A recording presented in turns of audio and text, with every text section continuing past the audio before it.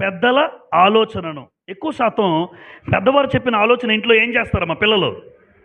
పెద్దల ఆలోచన. అంటే మీరైనా మీ అమ్మా నాన్న ఆలోచన, నేనైనా మా పెద్దల ఆలోచన. ఎక్కువ శాతం పెద్దల ఆలోచనలు తలకెక్కవు. వాళ్ళు పట్టించుకోరు. నీకేం తెలుసమ్మా? నీకేం తెలుసు నాన్న అంటారు. నీకన్నా ముందు పుట్టారు. నీకన్నా ఎక్కువ తెలీదు. నువ్వు ఈరోజు ఎంఎస్సీలు చదువుండొచ్చు, డిగ్రీలు చదువుండొచ్చు. కానీ వాళ్ళ జీవితం అనే అనుభవాన్ని చదివారు. వాళ్ళ జీవితాన్ని చదివేశారు. నీకు ఇంకా రాదు అది. నాకు రాదు ఇది. మా అమ్మ నాన్నకు ఉన్నటువంటి అనుభవ జ్ఞానం నాకు రాదు. నేను డిగ్రీ చదివి ఉండొచ్చు, పీజీ చేసి ఉండొచ్చు, ఒక మంచి ఉద్యోగస్తుని అయి ఉండొచ్చు. కానీ వాళ్ళ జీవితం అనే అనుభవం దగ్గర నేను చాలా చిన్నోడిని.